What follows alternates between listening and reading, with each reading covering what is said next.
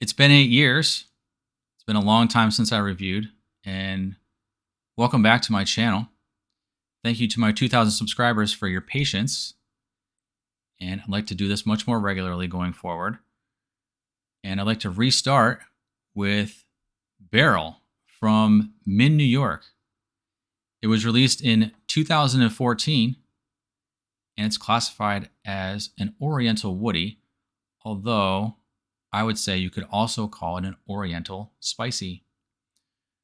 So this one's not really that well known. It's a relatively small company, and I think they make pretty good niche fragrances. They're pretty unique.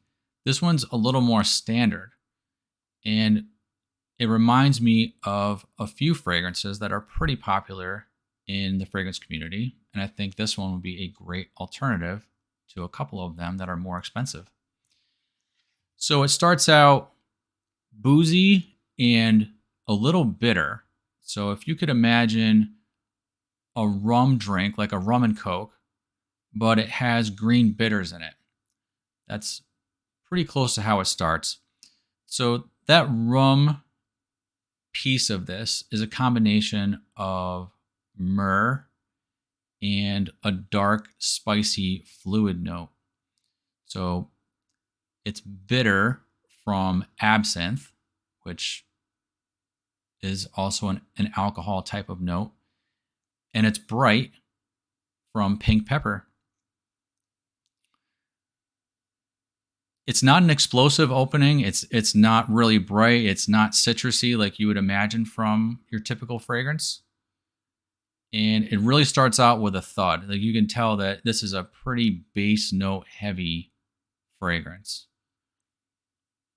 I feel like they did a really good job with this, because if I'm going to experience a darker fragrance, I really don't want it to try starting out bright. So they pretty much skip ahead to the base notes pretty quick. It is woody, but it's also earthy. So I think this is a fragrance that if you want to smell like rum-soaked oak or wood, but in more of a root cellar type of environment, I think you would really like this a lot. It reminds me of some other fragrances out there on the market. The first one that comes to mind is Lubin Corrigan, and that's really a cult classic for fragrance lovers. So MiN New York Barrel smells the closest to that one, and Corrigan is very expensive. So I think this one's a great alternative to an expensive fragrance in that one. On the cheaper side, I think this one is also similar to Lalique's Ombre Noir, but Barrel is smoother and deeper than Ombre Noir. And third one, as we go here, it gets more distant in terms of relationship. Bentley for Men Intense. So it's been a long time since I've smelled Bentley for Men Intense, but from what I can remember, MiN New York is also darker, deeper, more spicy, whereas Bentley for Men Intense, as popular as it is, I wasn't that big of a fan of it.